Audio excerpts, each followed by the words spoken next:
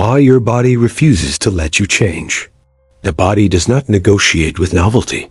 It predicts, constrains, and smooths the world into familiar patterns that reduce metabolic expense and signal risk as early as possible. What appears as preference or belief is an output of prediction error management, interoceptive weighting, and routine motor plans that resolve ambiguity through repetition.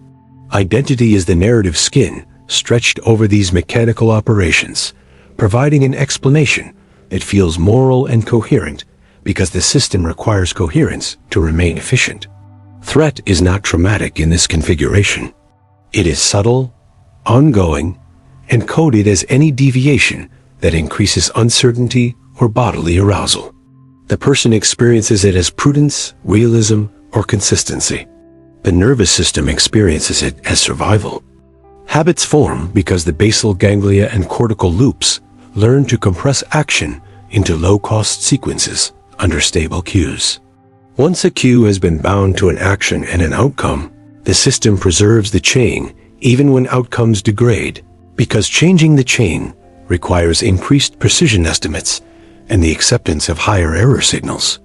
The autonomic system contributes by setting a conservative baseline, biasing attention toward familiar cues and dampening the salience of alternatives. Interoceptive signals, tightness, pressure, shallow breath arrive during deviation and are read as evidence that the path is wrong. The narrative mind translates this into reasons that sound rational. Lack of readiness, poor timing, unclear benefit. The loop closes without any conscious veto being necessary. Control slipped and did not return. Across time, the body learns that surprise costs more than discomfort.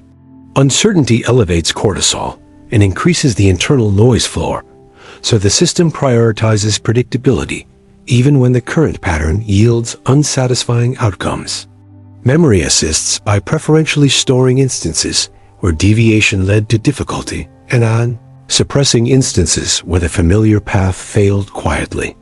This creates an asymmetric dataset that makes conservative predictions feel true and risk-averse actions feel wise. The person does not see this bias. It appears as self-knowledge. What gets rehearsed gains weight. What gains weight is protected. Arousal is not interpreted as arousal. It is interpreted as meaning. Increased heart rate becomes a reason to hesitate. A knot in the stomach becomes a signal that something is off. Muscle tension becomes the evidence that the situation is wrong for someone like this. The narrative stabilizes around identity, a set of traits that explain and justify the cycle. The body narrows available moves to minimize physiological surprises, and the mind calls it values, standards, or a careful nature. There is no conspiracy here. There is conservation. The structure mirrors the process.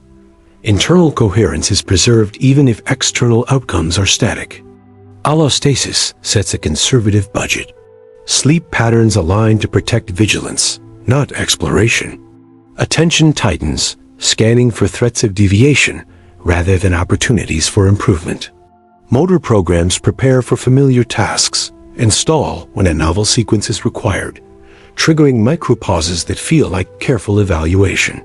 Those pauses prolong prediction error and increase discomfort, which is then misread as evidence against proceeding. The person feels justified because the discomfort is real, the reasons are readily available, and the risks are not imaginary. Agency thinned until it finally broke. Dissociation from conflicting goals arrives as fragmentation, not trauma. One part of the system broadcasts movement toward change, while another part increases inhibitory signals to prevent destabilization. The result is mixed output: partial starts, delayed replies, hedged commitments, effort that stops just before the inflection. The conflicts are embodied as different autonomic states, each carrying its own truth, and the switching between them becomes the experience of being ambivalent. From the outside, it looks like resistance. From the inside, it feels like accuracy. The pattern defends itself because the cost of being wrong has been coded as catastrophic. The body keeps a ledger of costs, and assigns penalties to deviation. The ledger is built from lived contingencies: punishment for standing out, loss after risk, criticism without repair. Over time, the prediction becomes categorical. Novelty equals loss, effort equals exposure.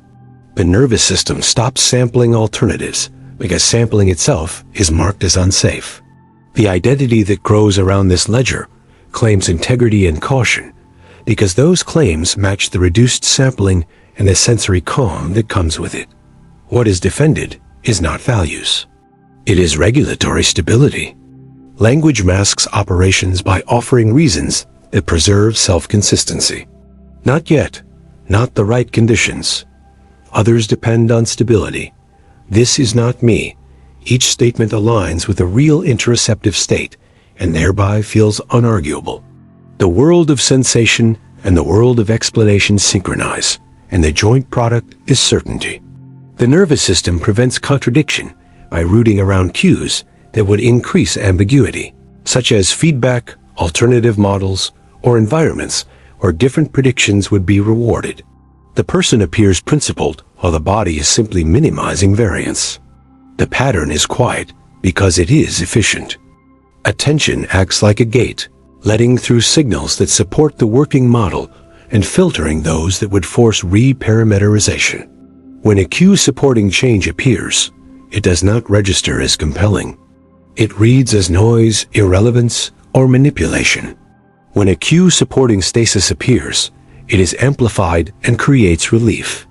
Relief is coded as correctness, so the behavior repeats.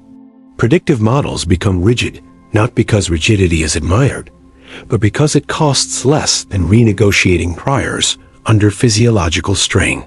The system saves energy by repeating itself. Capacity was lost and stayed lost. In this configuration, failures to initiate are not failures of will. They are outputs of an energy management strategy that overvalued stability. The body moves toward fewer, narrower behaviors because those are the only ones that consistently resolve error signals. Identity aligns with this narrowness by editing history into a story of careful choices and realistic constraints. The rational narrative is not false. It is post hoc. Sensations are not lies. They are overfitted. The pattern continues because it is already installed, and because uninstalling it would raise the same alarms that had been trained to sound like. Once the pattern is installed, behavior becomes predictable without announcement. Appointments are scheduled with optimism and then adjusted to match the older rhythm. Commitments are made in language and then met in the minimal form that avoids discontinuity. Others learn the cadence and stop asking for deviation. The person is not confronted because confrontation is not necessary when the curve is known. Outcomes arrive on time, unchanged. Trust eroded quietly and did not return. Colleagues begin to route important tasks toward those who move under uncertainty, leaving this person with maintenance work framed as expertise. Friends adjust invitations based on the observed floor of effort and ceiling of strain, selecting events that do not require adaptation. Partners drop topics that would imply reconfiguration, learning that stable comfort is the only viable state. None of this is stated because the pattern does not need language to be understood. It is legible in delays, in the consistent choice of smaller risks, in the predictable retreat from thresholds. Reputation updates quietly. Promises of change become a feature of conversation rather than a predictor of action, so the signal value reduces to background noise. Requests for flexibility are made less often, not because of conflict, but because the expected answer is already embedded in previous outcomes. A profile forms, dependable at the current size, unavailable for scaling, sworn to continuity. This is not punishment by others.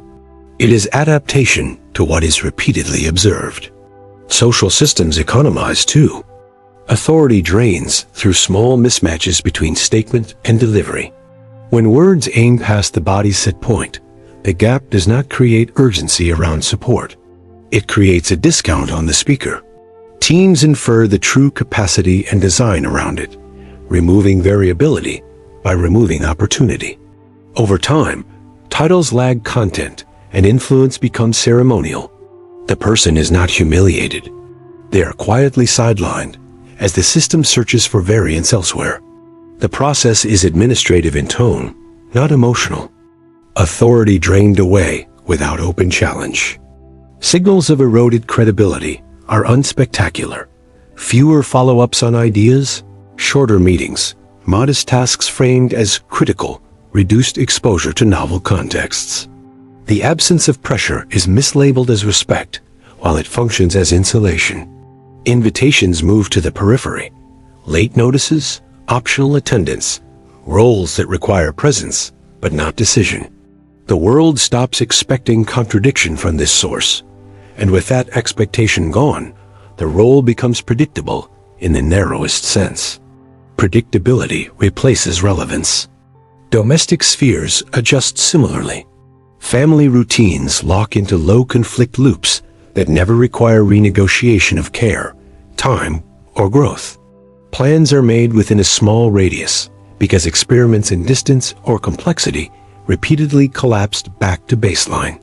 A quiet truce forms around the smallest set of variables that do not produce autonomic strain.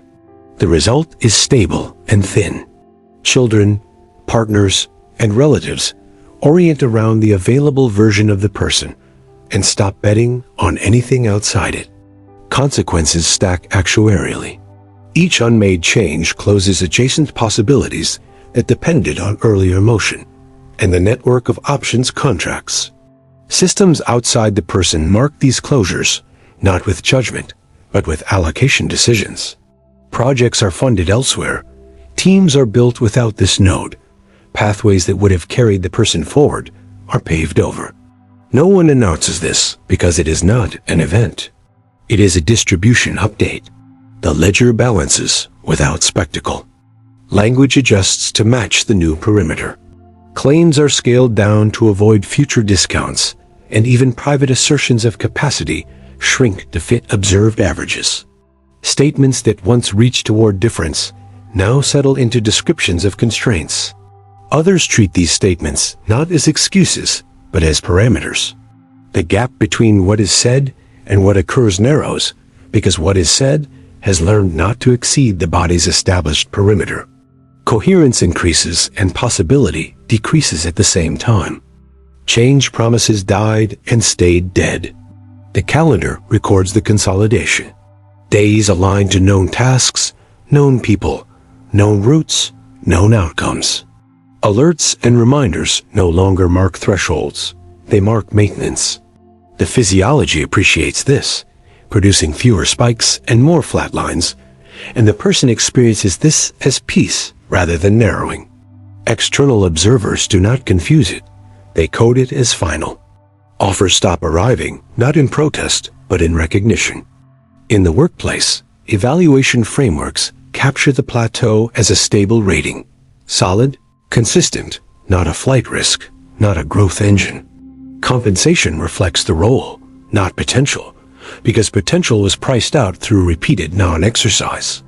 The name remains on lists, but near the middle. Reorganizations leave the person where they were, sometimes with new titles that mask the constancy of scope. Quiet seniority accumulates without leverage. Social groups move similarly. The person becomes the one who can be counted on to keep things as they are. When dynamics shift, others do the lifting, not from malice, but from habit. Invitations reflect the safest common denominator, and in turn, the person's stories reflect those invitations. Outsiders are not avoided. They just are not relevant in a system that has already chosen its bounds. The circle tightens without a single conversation. Internal processes align to the external cage. The nervous system anticipates fewer surprises and therefore reduces its sampling of alternatives even further. The cost of attempting something different rises because the support structures have evaporated through disuse. The identity claims alignment with reality and calls this maturity. In practice, it is the settlement of a long negotiation, the body conducted with risk and prediction error. The remaining variability is cosmetic. In the background, missed paths calcify into assumptions held by others. The person is no longer considered for roles that require fresh learning or tolerance for ambiguity. Old contacts stop making introductions in directions that no longer match the assigned profile. The shelf space for this person in dynamic systems shrinks, and nothing pushes back against this shrinkage. The record of behavior supplies the only argument required. Silence performs the rest. The erosion of agency is procedural. Fewer invitations mean fewer decisions. Fewer decisions mean less practice with risk. Less practice means lower tolerance. Lower tolerance produces fewer invitations. This is not a spiral. It is a closed loop. The person explains this loop as fit, and the explanation is accepted because it matches the history. Credibility is preserved for sameness and spent for change until none remains to be spent. At that point, no conflict is needed for outcomes to be fixed. The body keeps holding the budget line. The mind keeps writing stories that match it. Others keep allocating around what they can count on. The aggregate is a life that matches the nervous system's consolidation more than any stated aspiration. Nothing interrupts, because interruption would require a stake no one holds anymore. The end state does not declare itself. It is measured by absence. Risks no longer surface, not because they are mastered, but because they are not offered. The environment confirms the model the body defended, and the model confirms the environment. With time, even private fantasies of difference lose internal listeners. Signal and response collapse into one narrow lane. No advice arrives, because none is sought and none would be integrated. No confrontation occurs, because nothing acute requires one. The body has already settled the argument by making the cost of reconfiguration higher than any remaining stake. What remains is correct for the system that produced it. The outcome is set.